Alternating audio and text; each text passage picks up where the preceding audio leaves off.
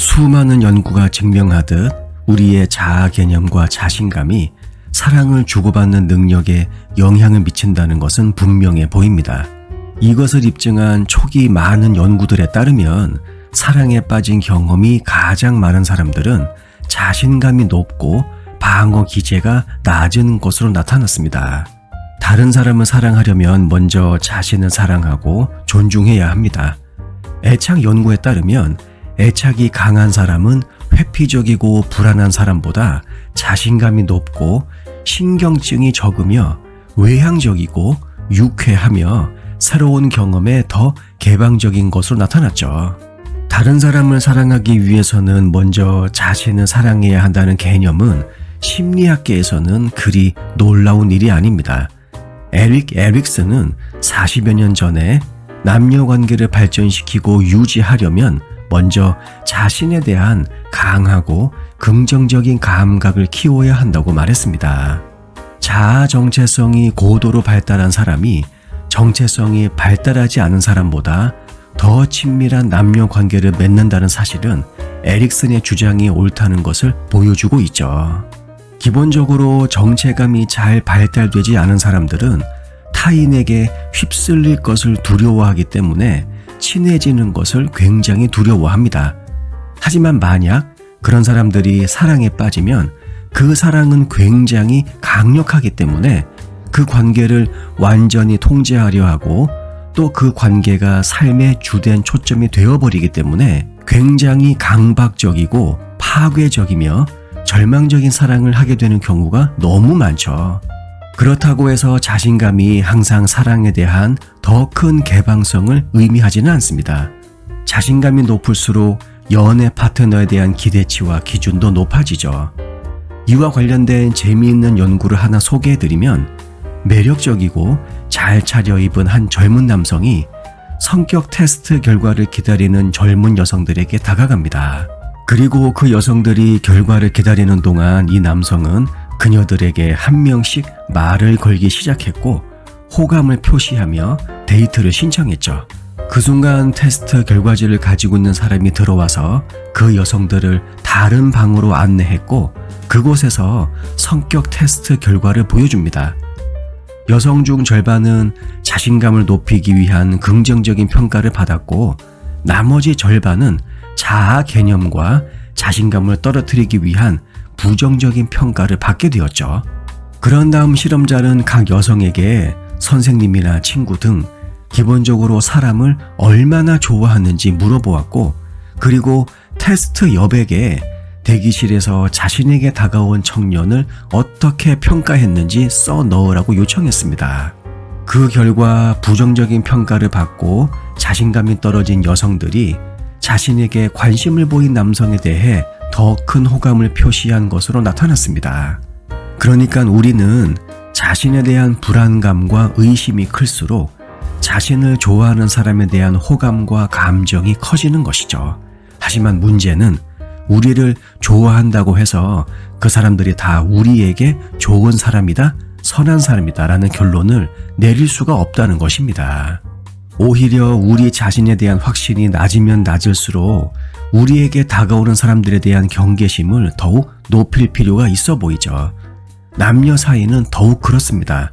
우리에게 호의적으로 다가오는 사람 아무나 덥석덥석 만났다간 잘못하면 인생이 심하게 꼬일 수가 있죠.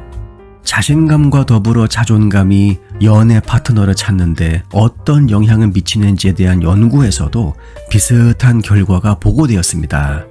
지능 테스트에 응시한 남학생들에게 자신의 성적에 대한 거짓 정보를 제공합니다.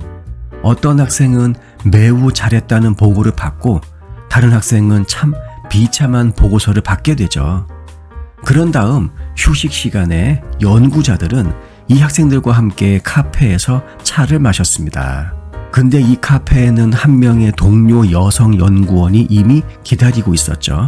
그리고 연구원과 학생들이 들어갔을 때 연구자는 혼자 앉아있던 동료 여성을 발견하고는 이 여성을 학생들에게 소개합니다. 하지만 인사를 나눌 때 절반의 경우에는 이 여성이 매력적으로 꾸민 상태였고 나머지 절반의 경우에는 매력적이지 않게 보이도록 만들었죠. 연구자들은 남자들이 젊은 여성에게 호감을 표현했는지 여부에 주목했습니다. 그리고 관찰 결과를 분석한 결과 지능 테스트에서 큰 점수를 받아서 자신에 대해 더 큰 확신을 느낀 남자들은 젊은 여성이 매력적으로 보였을 때 로맨틱한 관심을 더 많이 표현한 것으로 확인되었죠.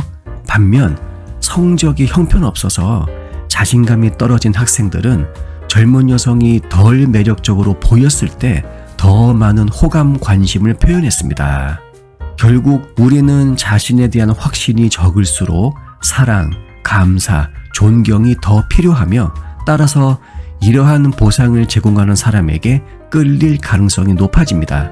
그렇게 하기 위해서는 이성을 선택하는 자기만의 기준을 낮추게 되고 따라서 매력적인 사람보다 그렇지 않은 사람들에게 더 끌리게 되는 것이죠. 하지만 자신에 대한 확신이 강할수록 인정, 사랑이 덜 필요하게 됩니다. 우리는 사랑을 주는 사람을 더 신중하게 선택하고 따라서 사랑에 빠질 가능성도 줄어들죠. 방금 식사를 거하게 마친 사람은 디저트를 까다롭게 고릅니다. 하지만 배고픈 사람은 일단 무엇이든 먹기부터 할 겁니다. 마찬가지로 자존감이 낮은 사람은 설령 상대방이 매력적이지 않다 하더라도 혹은 해를 끼칠 만한 사람이다 하더라도 우선 배고픈 자기 배를 채우기 위해서 눈앞에 있는 그 어떤 사람을 무차별적으로 선택할 가능성이 높겠죠. 왜냐하면 일단 이런 사람들은 나의 호감을 거부할 가능성이 적고 또 내가 원하는 사랑과 인정을 제공할 가능성이 더 높기 때문입니다. 여성의 경우 자신감은 종종 신체적인 매력과 관련이 있습니다. 모든 여성이 청소부나 웨이터와 같은 지위가 낮은 남성보다 의사나 변호사와 같은 사회 경제적인 지위가 높은 남성과 데이트하는 것을 선호한다는 것은 놀라운 것이 아니죠. 그럼에도 불구하고 자신을 매력적이지 않다고 생각하는 여성들의 경우에는 전기 기사나 점원과 같이 중간 정도의 직업을 가진 남성과 데이트할 의향이 있지만 자신을 매력적이라고 생각하는 여성들 사이에서 이런 현상은 관찰되지 않았습니다. 자신감과 다양한 연애 스타일 사이의 관계에 대해서 잠깐 이야기하자면 자아 실현을 하지 못하고 있는 불안정한 사람들은 연애를 마치 게임처럼 하는 경우가 많습니다. 또 게임 같은 연애 스타일을 선호하는 경향이 있죠. 따라서 친밀감이 낮을 수밖에 없고 갈등이 많은 관계를 맺을 수밖에 없습니다. 반면에 자신감이 높고 자아 실현을 한 사람들은 이타적이고 낭만적인 사랑 스타일을 선호하죠. 이들의 관계는 높은 수준의 친밀감을 특징으로 합니다. 다른 사람을 사랑하기 위해서 우리는 분명히 나부터 사랑해야 합니다. 그러기 위해선 자존감, 자신감, 이 키워드를 꼭 기억하셔야 합니다. 영상 내용이 도움이 되셨다면 구독과 좋아요, 알림 설정 그리고 댓글도 많이 남겨주세요. 다음 영상에서 뵙겠습니다.